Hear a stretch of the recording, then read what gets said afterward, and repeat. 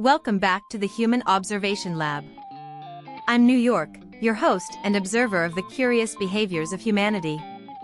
Today, we're examining something fascinating: why a tiny scratch on a rental car triggered a massive social backlash that forced a major corporation to apologize publicly. Hi everyone, I'm Wan. I've been reading about this car rental story, and honestly, it made me pretty upset. Why are so many people so angry about what seems like a small incident? That's precisely what we'll analyze today. This isn't just about a car rental company or an 80,000 yen charge. It's about what happens when institutions push people just a little too far, one too many times. The psychology here reveals something profound about human tolerance and collective action. That sounds deep. I felt it too. Reading about people getting charged for damage they didn't cause. It hit a nerve. Is that normal? It's entirely normal, and that's our entry point. Let's begin by examining what actually happened, then we'll dissect the psychological structures that turned this into a national conversation about institutional power and individual vulnerability. Let's start with the facts. A major car rental company in Japan began charging customers around 80,000 yen, roughly $550, for what they called flying stone damage. The scratches were microscopic, sometimes barely visible to the naked eye, and customers had no memory of any incident during their rental period. Wait, 80,000 yen for a tiny scratch? That sounds crazy. How can they even prove the customer caused it? That's the critical question. The company's argument was that any damage found after rental was the customer's responsibility. But here's where it becomes structurally interesting. The damage was so minor that customers couldn't verify whether it existed before they rented the car, or whether they caused it, or whether it even happened during their rental period at all. So you're saying they could have just pointed at any tiny mark and said, "You did this?" That feels really unfair. Precisely. When one customer shared their experience online, something remarkable happened. Dozens of others came forward with nearly identical stories. Same company, similar microdamage, similar charges. This wasn't an isolated incident, it was a pattern. And that's when it went viral, right? I saw people posting about it everywhere. It felt like everyone had a story or knew someone who'd been through something similar. The backlash was immediate and intense. The company's social media accounts were flooded with criticism. News outlets picked up the story. Within days, the company issued a formal apology and promised to change their inspection and charging practices. But the psychological question remains: why did this specific case trigger such a massive response? Yeah, that's what I want to understand. Companies do unfair things all the time, right? Why did everyone suddenly care about this one? To understand that, we need to examine a concept called information asymmetry. This is when one party in a transaction has significantly more information than the other, creating an inherent power imbalance. In psychology and behavioral economics, this is recognized as a fundamental source of perceived unfairness. Information asymmetry. So the company knows everything about the car's condition and I know nothing? Exactly. Consider the structural reality. The rental company has the car before you, after you, and they have the expertise to evaluate damage. You, as a customer, have none of these advantages. You can't prove the scratch wasn't there when you picked up the car. You can't prove you didn't cause it. You're essentially defenseless. That's a really uncomfortable feeling. I'm guilty until proven innocent, and I can't even prove my innocence? This touches on what psychologists call procedural justice, the fairness of the processes that lead to outcomes. Research shows people are remarkably accepting of negative outcomes if they believe the process was fair. But when the process itself feels rigged, even small losses become psychologically intolerable.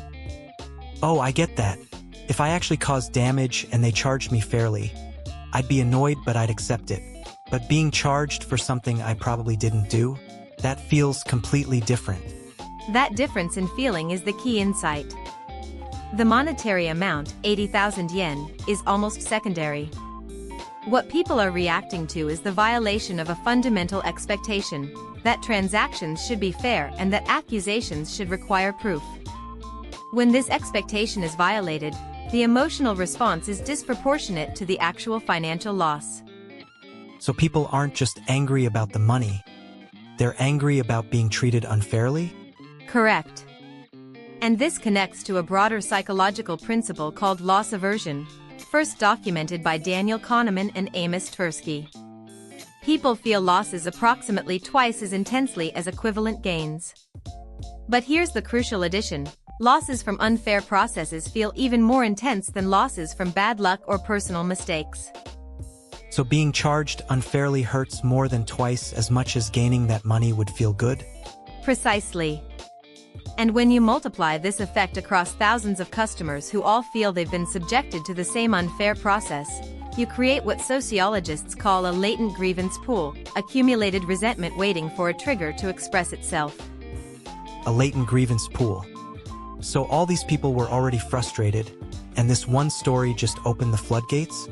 That's exactly what happened. But there's another layer.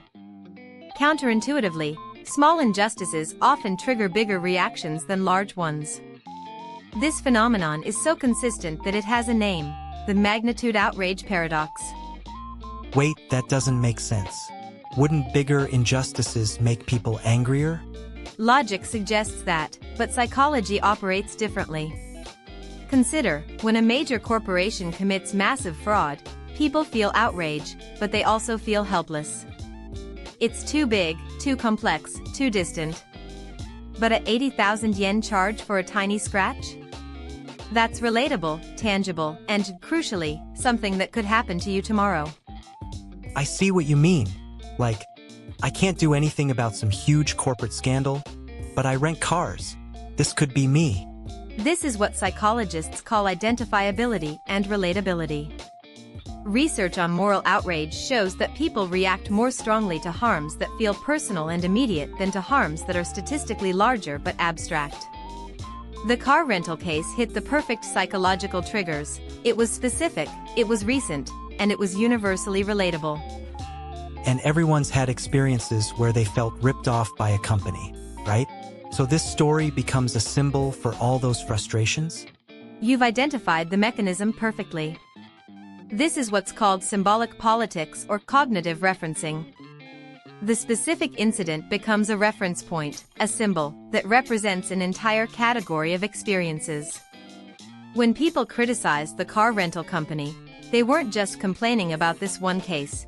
They were expressing accumulated frustration with all the times they felt exploited by institutions. That's really powerful. So the backlash wasn't really about 80,000 yen scratches. It was about something much bigger? The 80,000 yen was the spark. The fuel was years of accumulated grievances, hidden fees, unfair terms of service, exploitative fine print, and the general sense that institutions have become too skilled at extracting money while avoiding accountability. This is what makes the backlash mechanism so powerful and so difficult for institutions to predict. But why couldn't the companies see this coming? I mean, they must have known people would be upset? Here we encounter another psychological phenomenon: institutional blindness. Organizations often develop internal rationalizations that make questionable practices seem reasonable from the inside. The company likely viewed their damage charges as legitimate cost recovery, not as exploitation. They saw each case individually, not as part of a pattern. So they didn't realize how it looked from the customer's perspective? Precisely. This is related to what's called fundamental attribution error, the tendency to judge our own actions by our intentions while judging others' actions by their outcomes. The company judged itself by its internal logic: we need to cover damage costs, while customers judged the company by the outcome: they're charging me for something I didn't do. And once the story went viral, there was no going back, right? The viral spread followed what's known as cascading activation in social psychology. One person shares their experience. Others recognize the pattern and share their own. Media outlets notice the engagement and cover the story, which brings more attention and more stories. Each step amplifies the signal. And the company had to apologize because they couldn't ignore that many people? The apology was a rational response to what had become a reputational crisis. But here's the fascinating part. Research shows that apologies after backlash are often viewed skeptically. They're seen as responses to pressure rather than genuine remorse. This is why the same incident that triggered the backlash continues to affect trust even after the apology. So even though they apologized, people still don't trust them? Trust, once broken, is difficult to rebuild. Psychological research on trust repair shows that words matter less than structural changes. An apology is just words. Changing inspection procedures, being transparent about damage criteria, allowing independent verification, these are structural changes that actually address the root cause. That makes sense. Anyone can say sorry, but actually changing how you operate? That shows you mean it. This case reveals something profound about the relationship between institutions and individuals in modern society. We live in an era of what sociologists call bureaucratic rationalization, systems designed to maximize efficiency and profit, often at the expense of human considerations like fairness and trust. So companies are getting better at extracting money, but worse at treating people fairly? That's one interpretation. But there's also a countervailing force. Social media has given individuals unprecedented power to document and share institutional misconduct. The same technology that enables complex exploitation also enables rapid collective response. This creates a new kind of social contract. A new social contract? What does that mean? Institutions can no longer assume that small exploitations will remain invisible. Every customer has a potential audience of millions. Every questionable practice is one social media post away from becoming a national scandal. This doesn't eliminate exploitation, but it changes the calculation. So social media is like a balance of power? It's a mechanism for what political scientists call accountability from below. Traditional accountability flows from regulators and laws. Social media accountability flows from ordinary people sharing their experiences. Both are necessary, but the latter has proven remarkably effective at addressing the kinds of micro-injustices that formal systems often miss. That's actually kind of hopeful, isn't it? Like, regular people actually have some power? There is hope in this mechanism, but also responsibility. The same dynamics that can hold corporations accountable can also create unjustified pile-ons and cancel culture. Collective outrage is a powerful tool, but like all power, it requires wisdom in its application. So we should be careful about joining the backlash, even when something seems unfair. The lesson is to pause and examine, is this a legitimate grievance with structural implications, or just an individual dispute? The car rental case warranted backlash because it revealed a systematic pattern. Not every complaint deserves the same response. Understanding the psychology helps us respond more wisely. That's a really good point. Not everything needs to go viral, but some things really do. As we conclude today's analysis, I want to leave you with this thought. The car rental controversy wasn't really about scratches or 80,000 yen charges. It was about the fundamental human need for fairness, the pain of powerlessness, and the remarkable capacity of ordinary people to collectively demand better treatment. These psychological structures are ancient, but their expression in our digital age is entirely new. Thanks for explaining all this, New York. I understand so much better now why everyone reacted the way they did. It wasn't just about money, it was about being treated like we matter. Indeed. And that, perhaps, is the most important observation from our lab today. Institutions that forget that their customers are human beings with legitimate expectations of fairness do so at their peril.